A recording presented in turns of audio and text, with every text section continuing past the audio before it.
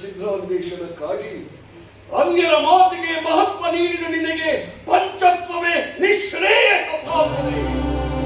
ಅಸಾಧ್ಯವಾಗಿ ಉಳಿದಿರುವ ಸಮಸ್ಯೆ ದಿನೇ ದಿನೇ ಒಳಪಡಿಸುತ್ತಿದೆ. ಕೈ ತಪ್ಪಿ ಬಿದ್ದ ಕನ್ನಡಿಯಂತೆ ನನ್ನ ತಲೆ ಸಿಡಿದು ನುಚ್ಚುಳೂರಾಗುತ್ತಿದೆ.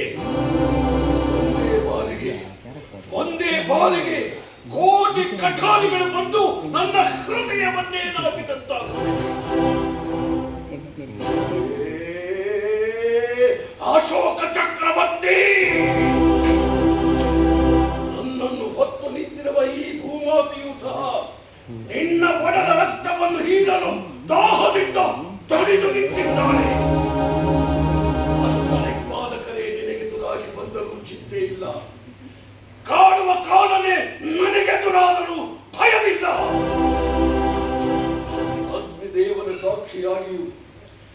ಅಗ್ನಿದೇವರ ಸಾಕ್ಷಿಯಾಗಿಯೂ ಹೇಳುತ್ತಿದ್ದೇನೆ, ನನ್ನಿಂದಲೇ ನಿನಗೆ ಮಾರಣ ಹೋಮ ಶತಸಿದ್ಧ. ದುರ್ಗವನ್ನು ಸ್ವರ್ಗದಂತೆ ನಂದನವನ್ನಾಗಿಸಿ ಪ್ರಜೆಗಳೆಲ್ಲರ ಜೀವನದಲ್ಲಿ ಆನಂದದ ಸ್ಪಂದನವನ್ನು ಏರ್ಪಡಿಸುವಂತೆ ಮಾಡುತ್ತೇನೆ. ಇದಾಗುವವರೆಗೂ ನಿನ್ನನ್ನು ಕೊಲ್ಲುವ ಪ್ರೇತನಂತೆ ಈ ಈ ಈ ಘೋರಾರಣ್ಯದಲ್ಲಿ ಅಲಿಯುತ್ತಿರುತ್ತೇನೆ. ಅಲ್ಲಿಯವರೆಗೂ ಈ ದುರ್ಗಸೇನನ ಚಿತ್ತಕ್ಕೆ ಚಿರ ಶಾಂತಿ ಇಲ್ಲ, ಇಲ್ಲ, ನನ್ನ ಆತ್ಮಕ್ಕೆ ತೃಪ್ತಿಯೇ ಇಲ್ಲ.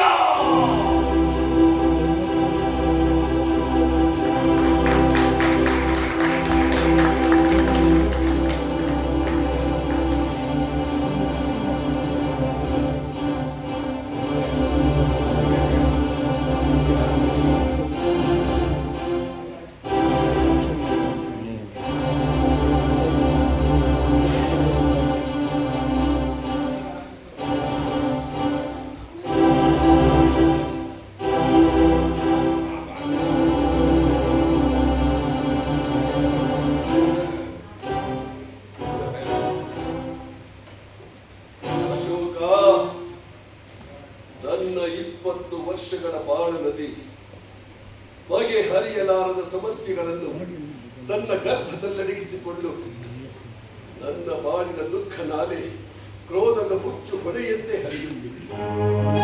ಬೃಹದಾಕಾರವಾಗಿ ನಿಂತಿರುವ ಸಮಸ್ಯೆಗಳು ಗಾದ ಉಕ್ಕಿನ ಇಕ್ಕಳದಂತೆ ನನ್ನ ಕರುಳನ್ನೇ ಕೆದಕುತ್ತಿದೆ, ನನ್ನ ಕರುಳನ್ನೇ ಕೆದಕುತ್ತಿದೆ, ಕೆದಕುತ್ತಿದೆ.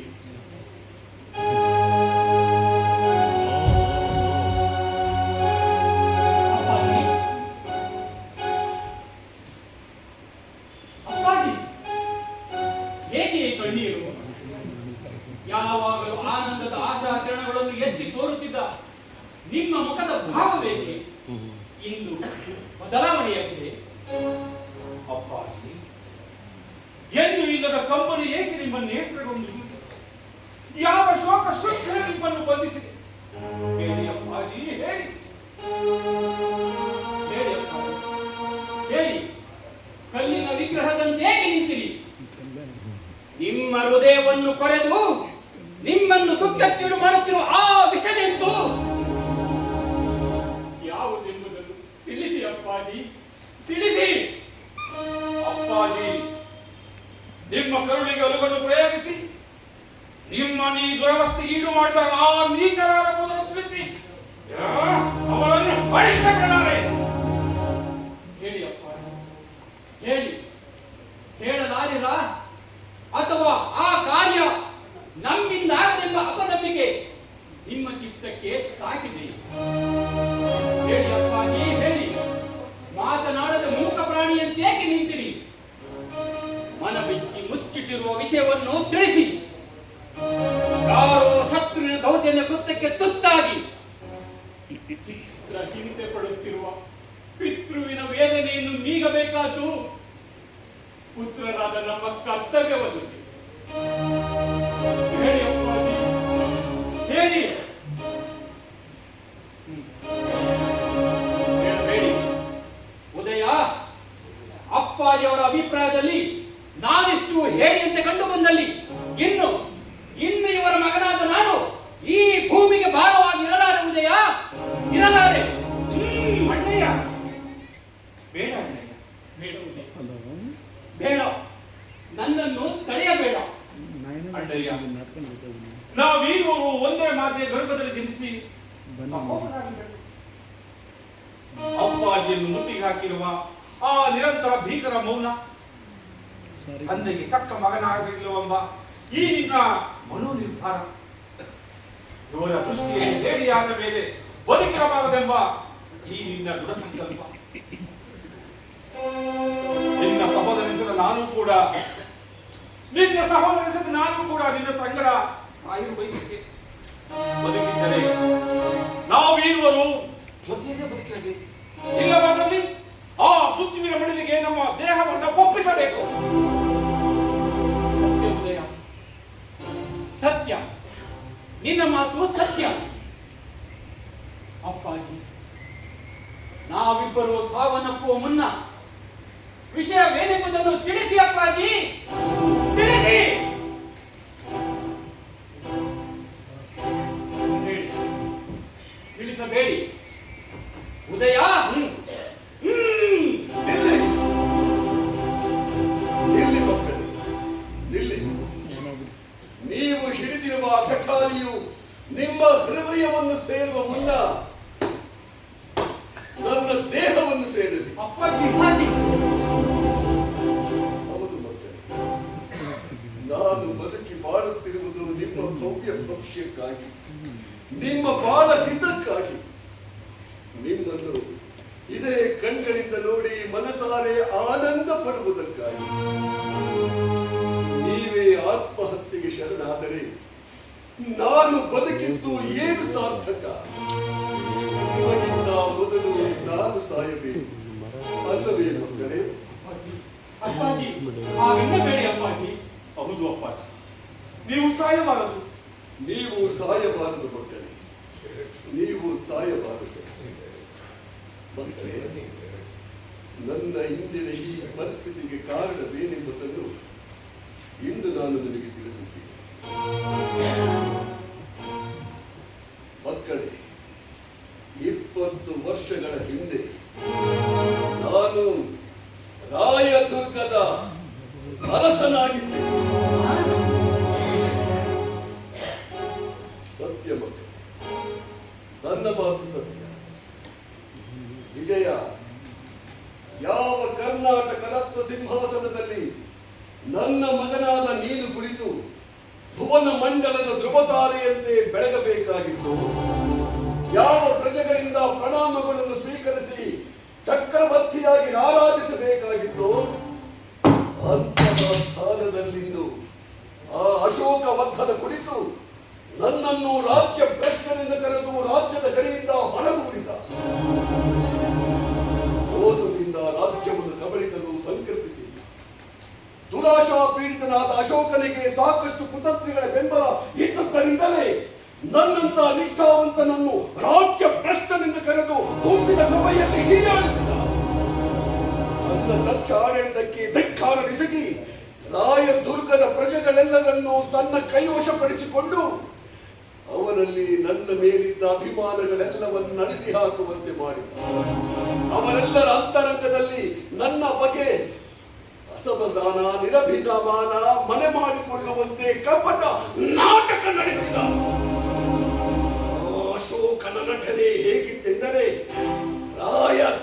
ಪ್ರಜೆಗಳೆಲ್ಲರೂ ನನ್ನ ಮೇಲೆ ಒಚ್ಚಿಗೆದ್ದರು. ನ್ಯಾಯ ಸತ್ಯ ಧರ್ಮಗಳ ಧ್ವಜವನ್ನೆತ್ತಿ ನಡೆಸಿದ ನನ್ನ ಹೋರಾಟ ಸಹಸ್ರಾರು ಹಸಿದ ಹೆಬ್ಬುಲಿಗಳ ಮಧ್ಯೆ ಸಿಕ್ಕಿದ ಹಸಿವಿನಂತಾಯಿತು. ಬಿರುಗಾಳಿಗೆ ದೂರಿ ಹೋದ ತಲೆಗನೆಯಂತಾಯಿತು ನನ್ನ ಬಾಳು. ಆಗ ನನ್ನನ್ನು ಕಾಪಾಡುವ ಆ ದೈವವೇ ನನ್ನನ್ನೇ ಕಾಡುವ ವಿಧಿಯಾಯಿತು.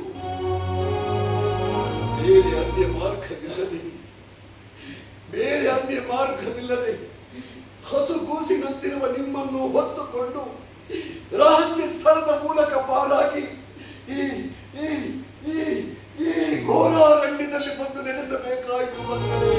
ಈ ಘೋರಾರಣ್ಯದಲ್ಲಿ ಬಂದು ನೆಲೆಸಬೇಕಾಯಿತು.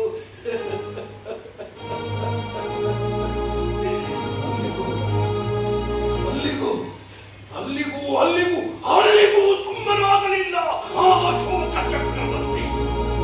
ನನ್ನನ್ನು ಹುಡುಕಿಸಲು ಸತತ ಪ್ರಯತ್ನ ಪಟ್ಟು ವಿಫಲನಾದ. ಮಧಾಂಧತೆಯಲ್ಲಿ ತಲ್ಲಿನಾಗಿದ್ದ ಆ ಅಶೋಕನ ಅದ್ಭುತಕ್ಕೆ ಸಿಕ್ಕಿದ ನನ್ನ ಪ್ರಜೆಗಳು ಕಷ್ಟಪಟ್ಟ ಕಷ್ಟ ಹೇಳತೀರದು ಮಕ್ಕಳೇ, ಹೇಳತೀರದು. ವಿಜಯ, ಎಂದು ನೀನು ಅಶೋಕವರ್ಧನನನ್ನು ಮರ್ತಿಸಿ ದುರ್ಗದ ಸಿಂಹಾಸನವನ್ನೇರಿ ಪ್ರಜೆಗಳೆಲ್ಲರ ಹೃದಯದಲ್ಲಿ ಆನಂದದ ಸ್ಪಂದನವನ್ನು ಏರ್ಪಡಿಸಿದೆಯೋ ಅಂದೇ ನನ್ನ ಮನಸ್ಸಿಗೆ ತೃಪ್ತಿ, ಅಂದೇ ನನ್ನ ಮನಸ್ಸಿಗೆ ತೃಪ್ತಿ. ಈ ನನ್ನ ಕಣ್ಣೀರಿಗೆ ತಡೆ, ಈ ನನ್ನ ಕಣ್ಣೀರಿಗೆ ತಡೆ. ಚಿಂತಿಸದಿರಿ ಅಪ್ಪಾಜಿ, ಚಿಂತಿಸದಿರಿ. ನಿಮ್ಮ ಹೃದಯದಲ್ಲೆತ್ತಿರುವ ಪ್ರತಿ ಕಾಲದ ಪ್ರಳಯ ಸೇಡಿನ ವಿಷಜ್ವಾಲೆ ಆ ನೀಚನನ್ನು ನಾಶಪಡಿಸದಿರುವುದು. ನೋಡುತ್ತೀರಿ, ಇದೇ ನನ್ನ ಈ ಖಡ್ಗದಿಂದಲೇ ಅವರ ತಲೆಗಳನ್ನು ಆರಿಸಿ ಈ ನಮ್ಮ ಗೌಪ್ಯ ಗೃಹದ ಹೆಬ್ಬಾಗಿಲಿಗೆ ಅಸಿರುತೋಳಂತೆ ಕಟ್ಟುತ್ತೇನೆ ಅಪ್ಪಾಜಿ, ಅಸಿರುತೋಳಂತೆ ಕಟ್ಟುತ್ತೇನೆ. ಭಲೆ ವಿಜಯ, ನನಗೆ ಗೊತ್ತು ಎಲ್ಲೆಂದಿಗೂ ನೀನು ಅಜೇಯನೇ. ಅಪ್ಪಾಜಿ, ನನ್ನ ಕೆಚ್ಚಿನ ಬಿಚ್ಚುಗತ್ತಿಗೆ ಬೆಚ್ಚಿ ಬೀಳುವವರನ್ನ ಚಚ್ಚಿ ನುಚ್ಚು ನೂರಾಗಿಸಿ ಅವರ ತಲೆಗಳನ್ನು ತಂದು ನಿಮ್ಮ ಪಾದ ಕೊಪ್ಪಿಸುತ್ತೇನೆ. ಸತ್ಯಕ್ಕೆ ತಿಲಾಂಜಲಿ ಇತ್ತು, ಮಿಥ್ಯಕ್ಕೆ ಪ್ರಾಧಾನ್ಯವಿತ್ತು. ಹತ್ಯೆ ಮಾಡುತ್ತಿರುವ ಕಟಕರ ಕತ್ತನ್ನು ಕಿತ್ತೆಸೆಯುತ್ತೇನೆ. ಮೋಸದ ಗೆಲುವಿನಿಂದ ಸಿಹಿಯುಂಟು ಬರೆಯುತ್ತಿರುವ ಆ ನೀಚ ಅಶೋಕನಿಗೆ ಸತ್ಯದ ಸೋಲಿನ ಕೈಯೊಡಿಸುತ್ತೇನೆ. ಕತ್ತಲಲ್ಲಿ ಕೂಡರಂತೆ ಕುಳಿತಿರುವ ನನ್ನ ಪ್ರಜೆಗಳಿಗೆ ನನ್ನ ಕೃಪಾಣದ ಬೆಳಕಿನಿಂದ ಬೆಳಕು ತೋರಿಸುತ್ತೇನೆ ಅಪ್ಪಾಜಿ, ಬೆಳಕು ತೋರಿಸುತ್ತೇನೆ. ಅದೇ ಹೃದಯ, ನನಗೆ ಗೊತ್ತು ನಿನ್ನ ಈ ಕತ್ತಿಗೆ ಎಂತಹ ಪ್ರಚಂಡ ಶಕ್ತಿಯಾದರೂ ಮಡಿಯಲೇಬೇಕು. ಬಿಟ್ಟಿಕೊಳ್ಳು ತಿಂದು ಶಕ್ತಿಗಳೊಂದು ಎದೆ ತಟ್ಟಿ ಮೆರೆಯುತ್ತಿರುವ ಆ ಅದವರನ್ನು ಜೀವ ಸಹಿತ ಮೆಟ್ಟಿ ಗಟ್ಟಿಗೆ ನಿಲ್ಲಿಸಿಕೊಳ್ಳಲಾರೆ. ನೋಡುತ್ತೀರಿ ಅಪ್ಪಾಜಿ, ಬಿಸಿ ರಕ್ತದಲ್ಲಿ ಹೀರಿ ಹಂಬಲಿಸುತ್ತಿರುವ ಆ ಅಸುಲೆಗಳನ್ನು ಈ ನನ್ನ ಖಡ್ಗನಿಂದ ಕೊಚ್ಚಿ ಅವರ ಹೃದಯಗಳನ್ನು ಚೆಂಡಾಡಿ ನಿಮ್ಮ ಪಾದ ಕಲ್ಪಿಸುತ್ತೇನೆ ಅಪ್ಪಾಜಿ, ನಿಮ್ಮ ಪಾದ ಕಲ್ಪಿಸುತ್ತೇನೆ. ನನ್ನ ವೀರ ಕೃಪಾಣಕ್ಕೆದುರಾದ ಈ ಶಸ್ತ್ರಗಳನ್ನ ತಲೆಗಳನ್ನು ಕತ್ತರಿಸಿ ಕೆಸರಿನಲ್ಲಿ ತುಳಿದು ಭೂಗರ್ಭದಲ್ಲಡಗಿಸುತ್ತೇನೆ. ಈ ನನ್ನ ವೀರ ಕೃಪಾಣಕ್ಕೆದುರಾದವರನ್ನು ಚಿನ್ನಚಕ್ರವಾಗಿ ಕತ್ತರಿಸಿ ಮುಕ್ತ ಕೇಶಿಯಾಗಿ ಬರುವ ಮೃತ್ಯು ರಕ್ಕಸೆಯ ಬಾಯಿಗೆ ತುತ್ತಾಗಿಸುತ್ತೇನೆ ಅಪ್ಪಾಜಿ. ದೇವಿನ್ನು ನಿಶ್ಚಿಂತೆಯಿಂದರಿ.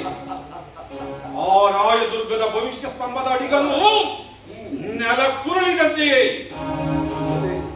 ಭಲೆ ಮಕ್ಕಳೇ, ಭಲೆ. ಎಳವನಂತಿರುವ ನನಗೆ ಆಧಾರದ ಊರುಗಳಂತೆ ನೀವಿರುವಾಗ ನನಗೆ ಯಾವ ಭಯವೂ ಇಲ್ಲ ಮಕ್ಕಳೇ, ಯಾರ ಭಯವೂ ಇಲ್ಲ. ನಿಮ್ಮಂಥ ವೀರ ಕೇಸರಿಯನ್ನು ಪಡೆದ ನಾನೇ ಧನ್ಯ ಮಕ್ಕಳೇ, ನಾನೇ ಧನ್ಯ.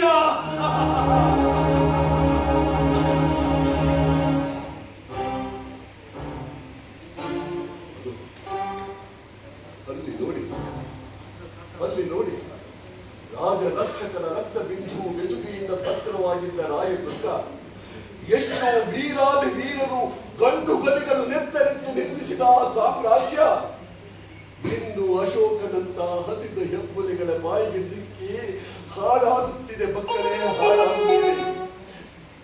ಅಲ್ಲಿ ನೋಡಿ ಮಕ್ಕಳೇ, ಅಲ್ಲಿ ನೋಡಿ, ದುರ್ಗಾದೇವಿಯ ಮಸ್ತಕದ ಮೇಲೆ ವಿಲಾಸಿಸುತ್ತಿದ್ದ ಧರ್ಮವೆಂಬ ತಿಲಕವನ್ನು ನಡೆಸಿ ಹಾಕುತ್ತಿದ್ದಾರೆ ಆ ನೀಚರು. ಸಂಸ್ಕೃತಿ, ನಮ್ಮ ಭಾರತದ ಭವ್ಯ ಸಂಸ್ಕೃತಿ ಎಂಬ ಪವಿತ್ರ ಮಾಂಗಲ್ಯವನ್ನು ಕಿತ್ತೆಸೆಯುತ್ತಿದ್ದಾರೆ ಆ ಅಧಮರು. ಹರದಾಸ್ಯದ ಹಂಗನ್ನು ತೊರೆದ ರಾಯದುರ್ಗದ ರಕ್ಷಣಾ ಮಾತಾ ದುರ್ಗಾದೇವಿ ಹರಿದ ಸೀರೆಯನ್ನು ಧರಿಸಿ ಕಣ್ಗಳಲ್ಲಿ ಶೋಕಾಶ್ರು ಧಾರೆಯನ್ನು ಹರಿಸಿ ಕೈಗಳಲ್ಲಿ ಭಿಕ್ಷಾ ಪಾತ್ರೆಯನ್ನು ಹಿಡಿದು ಭವತಿ ಭಿಕ್ಷಾಂದೇಹಿ ಭವತಿ ಭಿಕ್ಷಾಂದೇಹಿ ಭವತಿ ಭಿಕ್ಷಾಂದೇಹಿ ಎಂದು ಭಿಕ್ಷಾಟನೆಗೆ ಹೊರಟು ನಿಂತಿದ್ದಾಳೆ. ನನ್ನ ಹೊಡದಲ್ಲಿ ಹುಟ್ಟಿ ನನ್ನ ಮಡಿಲಲ್ಲಿ ಬೆಳೆದ ಓ ನನ್ನ ಕನ್ನಡೇ, ಇಂದು ಕಂಟಕರ ಕ್ರೌರ್ಯವನ್ನು ಕಂಡು ದಿಗ್ಭ್ರಾಂತರಾಗಿ ಕೈಗಳಿಗೆ ದಾಸ್ಯದ ಶೂನ್ಖಲಿಯನ್ನು ತೊಟ್ಟಿರ ಎಂದು ಕಂಬನಿಗೆ ಎಲ್ಲಿದ್ದಾಳೆ. ಆ ಘೋರವಾದ ಆಕ್ರಂದನ ಮೂಲೆ ಮೂಲೆಯಲ್ಲಿಯೂ ಶೂಲದಂತೆ ಬಂದು ನಾಟುತ್ತಿದೆ ಮಕ್ಕಳೇ, ನಾಟುತ್ತಿದೆ. ನೋಡಲಾರೆ, ನೋಡಿ ಭರಿಸಲಾರೆ. ಹೊರಡಿ ಮಕ್ಕಳೇ, ಹೊರಡಿ, ನನ್ನ ತಾಯಿಯನ್ನು ರಕ್ಷಿಸಿ, ನನ್ನ ತಾಯಿಯನ್ನು ರಕ್ಷಿಸಿ. ಹೊರಡಿ ಮಕ್ಕಳೇ, ಹೊರಡಿ.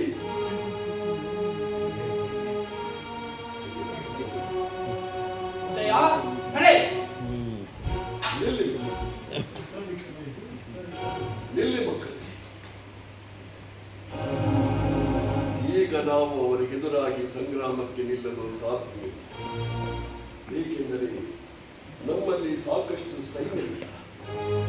ಅದಕ್ಕಾಗಿ ಬೇರೆ ಒಂದು ಉಪಾಯವನ್ನೇ ಮಾಡುತ್ತೇವೆ.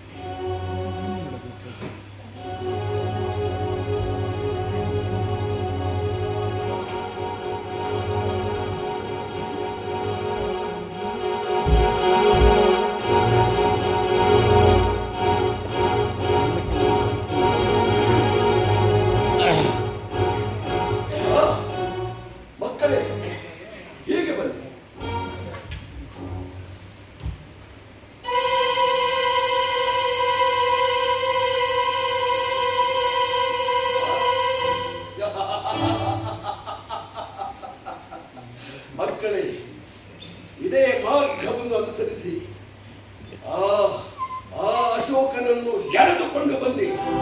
ನಂತರ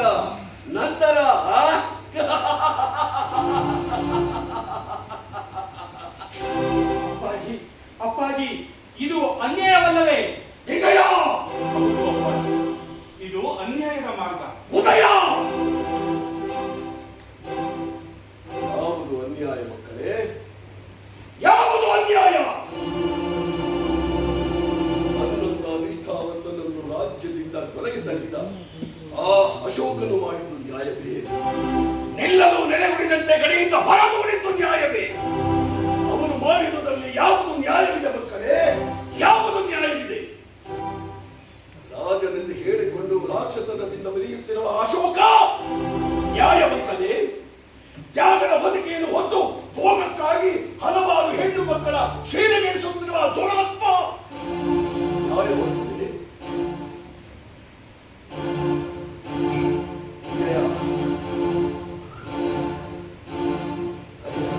ಇಲ್ಲ ಸಲ್ಲದ ತೆರಿಗೆಗಳನ್ನು ಹಾಕಿ ಕೊಡದವರನ್ನು ದೇಶದಿಂದ ಹೊರಗೆ ತಳ್ಳಿ ನಿರಾಕರಿಸಿದವರನ್ನು ಗಲ್ಲಿಗೇರಿಸಿ ಬಲಿ ತೆಗೆದುಕೊಂಡು ತನ್ನ ಸ್ವಾತಂತ್ರ್ಯ ಭಂಡಾರವನ್ನು ಭದ್ರಗೊಳಿಸುತ್ತಿರುವ ಆ ಭಂಡ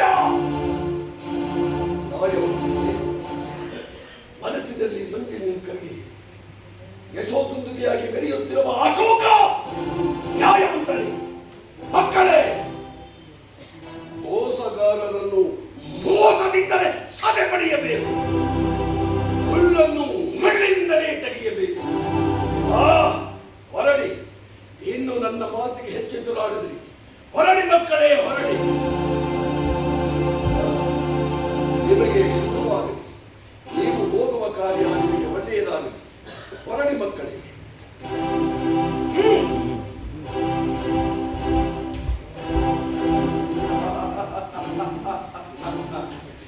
ಓ ನನ್ನ ಭಾಗದ ನಯವಂಚಕ ಅಶೋಕ ಚಕ್ರವರ್ತಿ, ಇಂದು ನನ್ನ ಸಮ್ಮುಖದಲ್ಲಿಯೇ ನಿನ್ನ ಶೋಕ. ಹಿಂದೆ ನಿನ್ನ ಜೀವಿತದ